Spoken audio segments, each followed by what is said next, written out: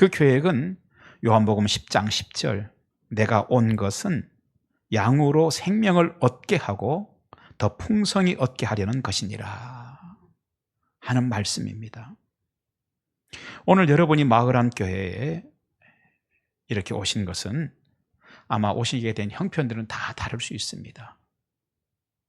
어떤 분들은 몸이 아파서 오셨을 수도 있고, 어떤 분들은 친구의 권면으로 왔을 수도 있고, 어떤 분들은 또 본인이 또 오고자 해서 오신 분들도 있을 것입니다. 하지만 공통점 한 가지가 있습니다. 그것은 하나님이 여러분을 향한 계획이 있었다는 것입니다. 그래서 우리를 오늘 여기에 부르신 것입니다. 그 결과, 하나님 우리를 부르신 결과 앞으로 복된 인생을 살아가도록 하고자 하시는 것입니다. 그런데 그 문제의 핵심에 우리는 왜 하나님의 아들 예수님을 믿어야 하는가 하는 문제가 들어 있습니다. 첫 번째는요, 모두가 죄에 빠졌기 때문에 하나님의 아들 예수를 믿어야 되는 것입니다. 로마서 3장 23절 성경 말씀 보니까 모든 사람이 죄를 범하였음에 하나님의 영광에 이르지 못하더니 그랬습니다. 모든 사람이 죄를 범하였음에 하나님의 영광에 이를 수 없었다. 그러면 모든 사람들이 우리가 죄를 범하였다는 얘기는 무슨 얘기일까요? 그 죄 가운데 가장 큰 죄는 무슨 죄이겠습니까? 그것은요, 왕이신 하나님, 온 우주의 왕이신 하나님을 인정하지 않았던 것이죠. 이게 가장 큰 죄입니다. 어느 마을에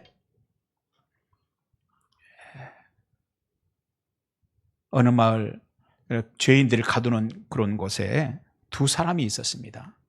한 사람은요, 아주 흉악한 사람이었습니다. 얼마나 나쁜 짓을 많이 했는지. 그리고 남의 것도 막 훔쳐먹습니다.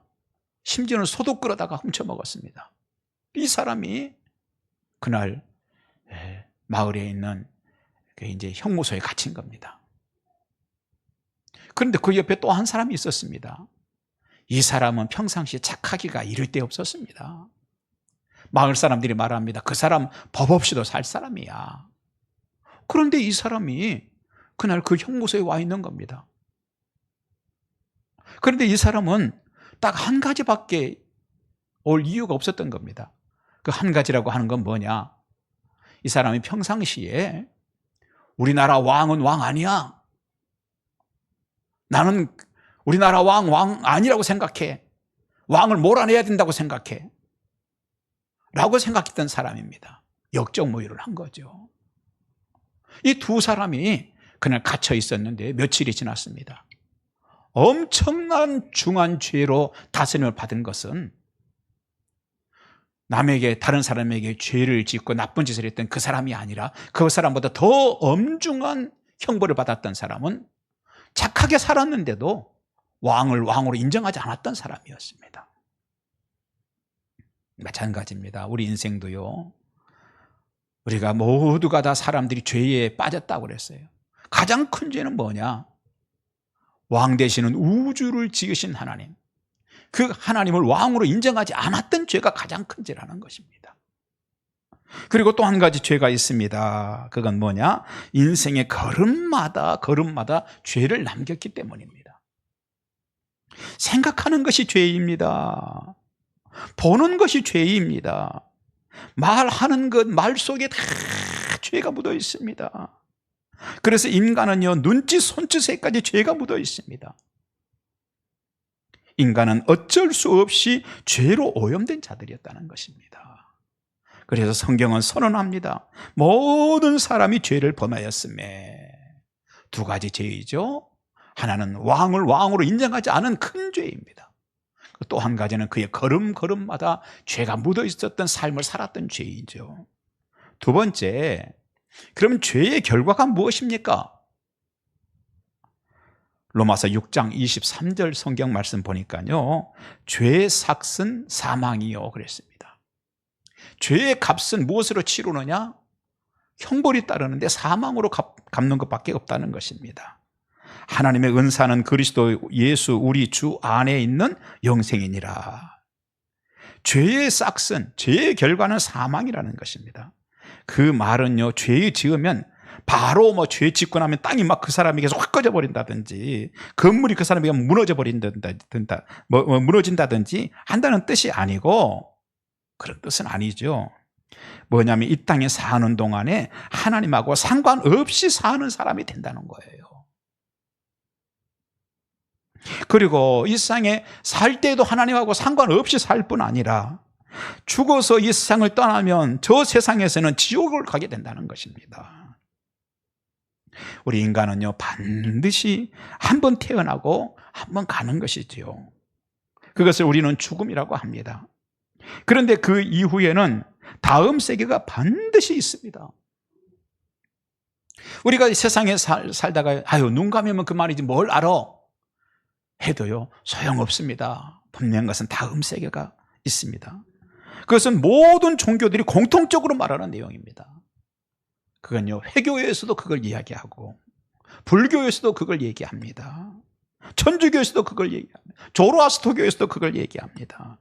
힌두교에서도 그걸 이야기해요. 제가 얼마 전에 캄보디아, 그 말만한 캄보디아를 선교지를 방문했었습니다. 앙코르와트를 들릴 일이 있었어요.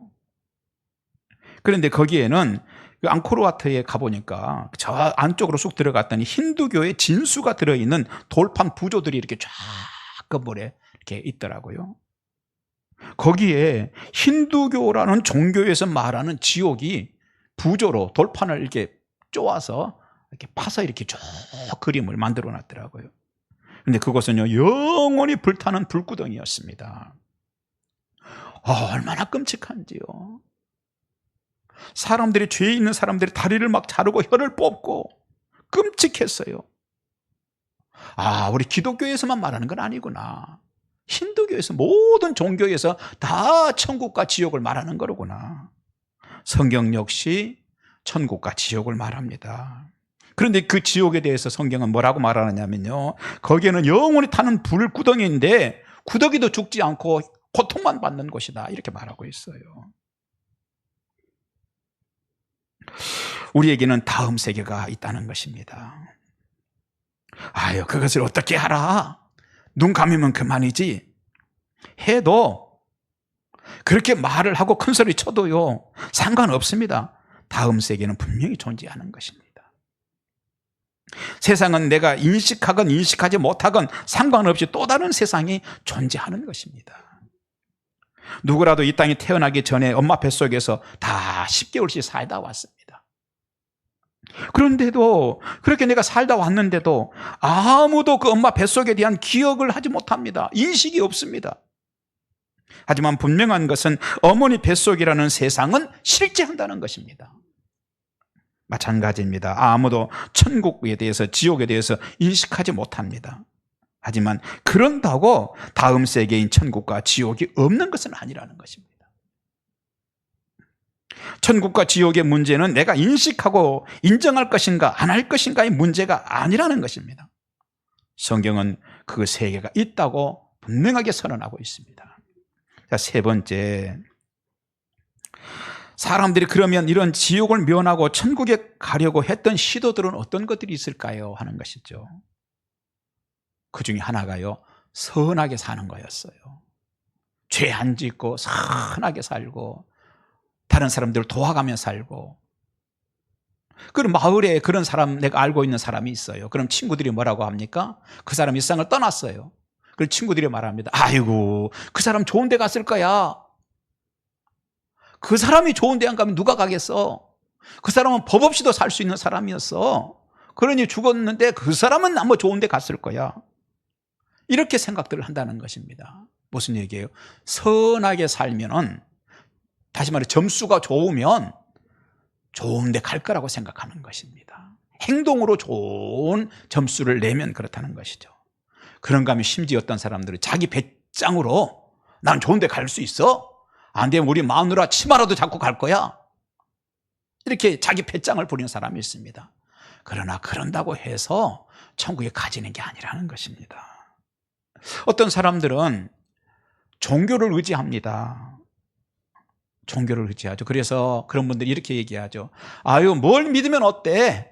다 자기 하기 나름이지. 혹시 그렇게 생각하시는 분 계세요? 뭘 믿으면 어때? 다 자기 하기 나름이지.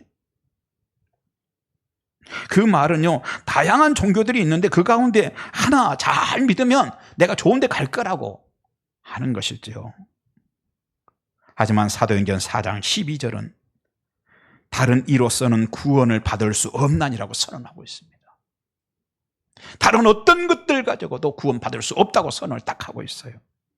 천하 사람 중에 구원을 받을 만한 다른 이름을 우리에게 주신 일이 없습니다. 자, 그러면 네 번째, 우리가 구원받는 길은 무엇인가요? 그렇다면 우리는 어떻게 구원을 받을 수 있나요? 신 중에 신이신 하나님의 가족이 되는 것입니다. 하나님의 가족이 되는 것이죠. 그러면 하나님은 어떤 분이십니까? 창세기 1장 1절 보니까 태초에 하나님이 천지를 창조하시니라.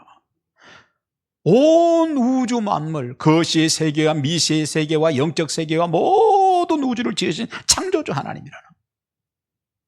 또한 우리를 이 땅에 보내신 분도 하나님이시고요, 우리를 그만 살고 오라고 부르시는 분도 하나님이세요. 그래서 열왕기상 8장 23절 보니까 하나님 여호와여, 위로 하늘과 아래로 땅에 주와 같은 신이 없나이다. 지옥을 면하고 천국에 가는 길은요, 점수가 좋아서 성적이 좋아서 가는 것이 아니었던 거예요. 내가 배짱 부린다고 가는 것이 아니었던 겁니다. 하나이죠. 천국의 주인이신 하나님의 가족이 되는 거였어요. 그리고 자기 집으로 가는 겁니다. 저는 딸이 넷이 있다고 자랑하고 있습니다. 얼마나 자랑하는지 몰라요. 거의 대한민국의 반 정도는 아마 내가 딸이 넷이 있는 걸 알 거예요. 딸이 넷이 있는데 지금까지 아이들 키우면서 언제나 변하지 않는 것이 하나 딱 있더라고요.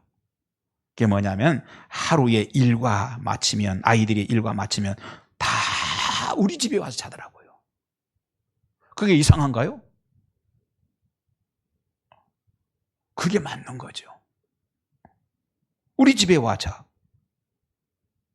그리고 또 한 가지는 다른 집 아이들이요, 전혀 모르는 애가 나 여기 우리 집이에요, 자러 왔어요. 왜 왔는데 오늘 우리 학교에서 내가 3등 했어요.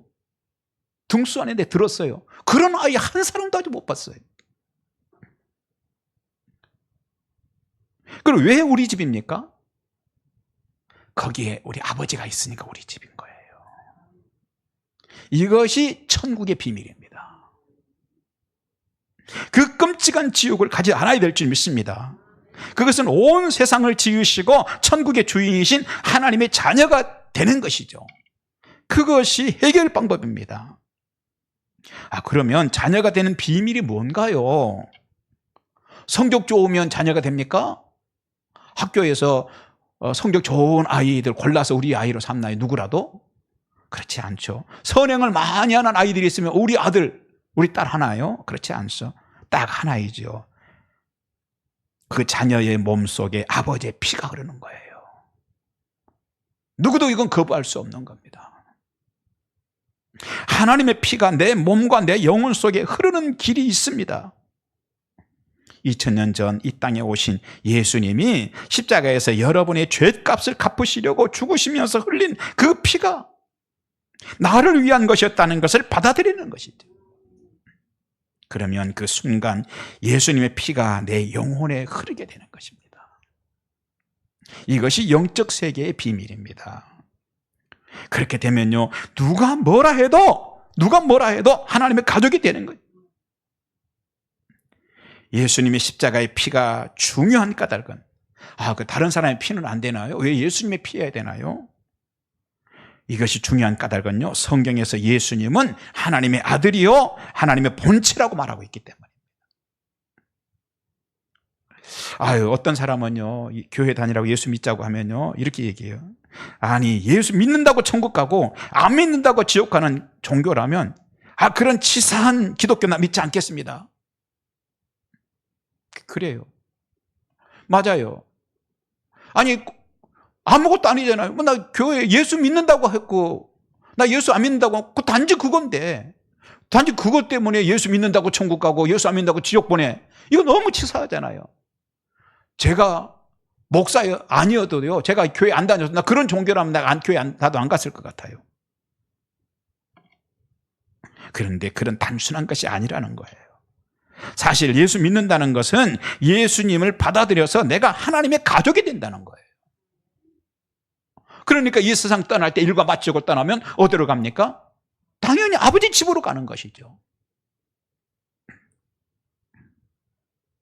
자, 내가 하나님의 가족이 되면 이와 같이 다음 세계에서 하루에 우리 일생 일과 마치고 나면은 내 집으로 가는데 그것이 아버지가 계시는 곳이고 그것이 천국이라는 거예요. 또 한 가지 축복이 있습니다. 이게 뭐냐면 이 세상에 살면서도 내 아버지께 부탁할 것을 부탁할 수 있는 사람이 된다는 거예요. 왜? 우리 아버지니까. 좋은 일이 있으면 아버지 이런 일이 있었어요, 아버지 감사해요, 할 수 있다는 것입니다. 아픈 일이 있으면 아버지 우리 집 둘째 아시죠? 속을 많이 썩여요, 아버지 하나님께서 그 아이의 마음을 좀 바로 잡아주세요, 할 수 있다는 거예요. 왜? 우리 아버지니까. 몸이 아프면 아버지 아파요, 만병의 의사이신 하나님 나 좀 치료해 주세요. 그러면 기적이 일어난다는 것입니다.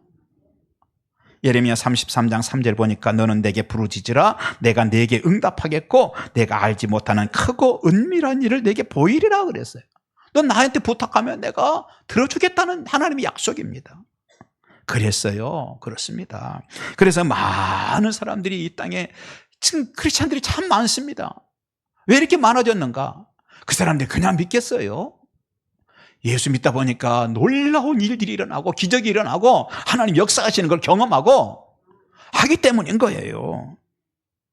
그래서 그런 기적 가운데서 예수를 믿는 사람들 참 많습니다. 오늘 성경 요한복음 3장 16절은 하나님이 세상을 이처럼 사랑하사 독생자를 주셨으니 이는 그를 믿는 자마다 멸망하지 않고 영생을 얻게 하려 하심이라 그랬어요. 말씀 마칩니다. 오늘 여러분이 이곳에 있는 것은 우연이 아닙니다. 우연이 아닙니다. 하나님의 계획이 있었습니다. 하나님의 계획이 있었습니다. 그 계획은 뭐냐? 오늘 여러분 인생에 예수님을 더하고 하나님의 자녀가 되는 것이었습니다. 자, 그렇다면 이 시간에 새가족 여러분과 전도에 오신 분들 그 자리에 잠시 좀 일어서시면 좋겠어요. 특별히 우리 교우들이 전도에 오신 분들 먼저 일어서십시오. 그리고 함께 다 일어서시기 바랍니다. 제가 여러분을 위해서 잠깐 기도해 드리도록 하겠습니다. 다 일어서시기 바랍니다. 네. 제가 여러분을 위해서 목사가 기도해 드리도록 하겠습니다. 네. 전도에 오신 분들도 일어나시고 오늘 이렇게 오신 분들도 다 같이 함께 일어나시면 제가 여러분을 위해서 축복 기도하겠습니다. 네. 기도하겠습니다. 하나님 감사합니다. 오늘 여기에 이렇게 설교 말씀을 듣고 마음에 결심하는 바가 있어 일어섭니다. 하나님, 우리가 살아오면서 정말 눈물 날 일도 많았습니다. 때로는 땅이 꺼지고 하늘이 무너지는 것 같을 때도 있었습니다. 이제 하나님을 내 인생 가운데 더하길 원합니다. 오늘 이 시간 마음속에 그런 결단들 있게 하시고 하나님 아버지여 주님, 하나님을 나의 아버지를 삼는 하나님의 가족이 되는 은혜도 있고 축복도 있게 하여 주시옵소서. 이 땅에 살면서도 하나님께 기도하며 사는 자녀로서의 특권 누리게 하시고 이 장차 우리를 하나님 부르신다 할지라도 하나님께서 우리를 위해서 예비해 두신 자녀들을 부르시는 천국으로 갈 수 있도록 해주실 줄 믿습니다. 귀한 시간 하나님께서 우리를 통해서 이 시간 결심하게 하시고 축복해 주시옵소서. 예수님 이름으로 기도합니다. 아멘. 우리 앉으시기 바랍니다. 찬송가